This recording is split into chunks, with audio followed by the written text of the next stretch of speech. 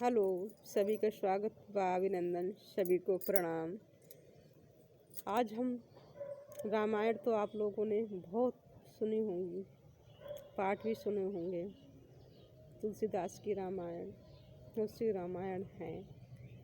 और जो आज हम रामायण के बारे में ज्ञान प्रकाश करेंगे वह है घट रामायण। कि सब कुछ इस घट के अंदर है, ब्रह्म ज्ञान सब कुछ इस शरीर के अंदर है। घट रामायण सबसे पहले अब हम आगे इसके बारे में हिंदी में अर्थ करेंगे जो सबके समझ में आए। तो वीडियो जितना हो सके जनहित में शेयर अवश्य करें। क्यों चौपाई में अर्थ करेंगे हर कोई नहीं समझ पाएगा, इसलिए हम इसका अर्थ हिंदी में करेंगे। आप सभी लोग इसका अर्थ से समझे। वेद के मतों को जटिल ठहराने वाले संतों के मत में स्थित गूढ़ तत्व को नहीं प्राप्त कर पाते। वेद के वशीभूत जन समूह कर्म के कष्टों में पड़े रहते हैं तथा ब्रह्मजाल के मूल रच जाते हैं।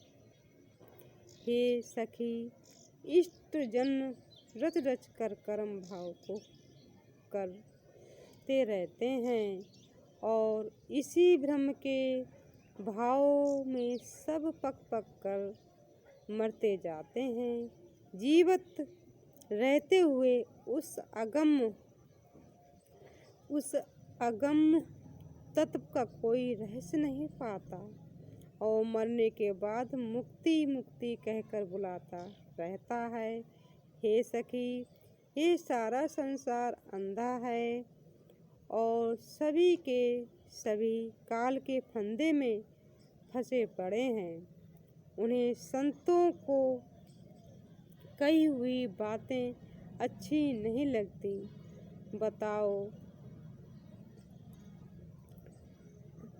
बताओ वे किस प्रकार मार्ग प्राप्त करें।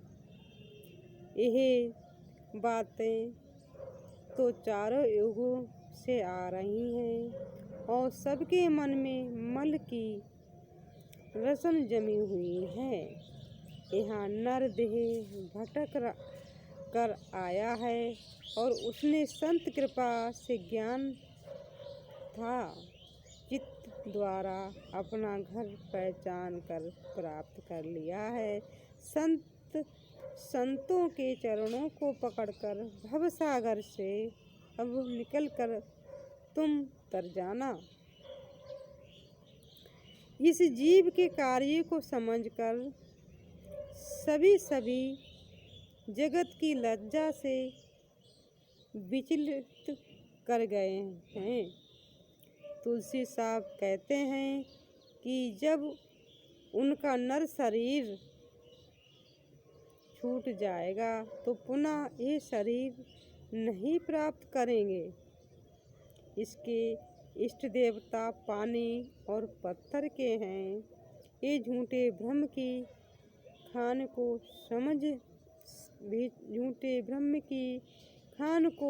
क्या समझे। ये भवसागर से निकलकर मुक्ति नहीं पाते हैं। ये तो समझ सत्संगति से आती है। यह संसार 2-4 दिन का साथी है, अन्यथा इस भवसागर के पाप को खाने में मनुष्य भिक्षा मांगता फिरेगा।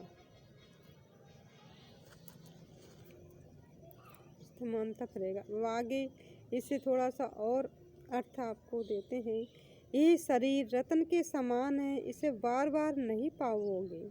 सतगुरु इसका वर्णन करता है। ये संसार तो स्वप्न और इसको इसी प्रकार देखता है।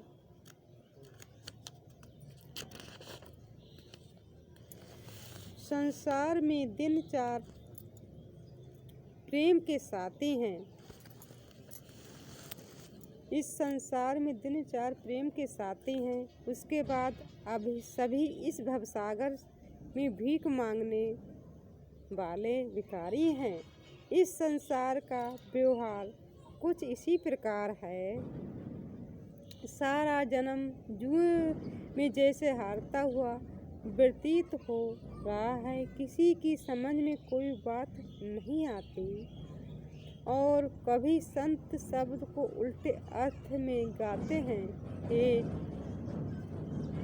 पलकराम, आप सुलझी हुई वाणी सुने, उसे किसी ने सुलझा कर जानने का प्रयास नहीं किया।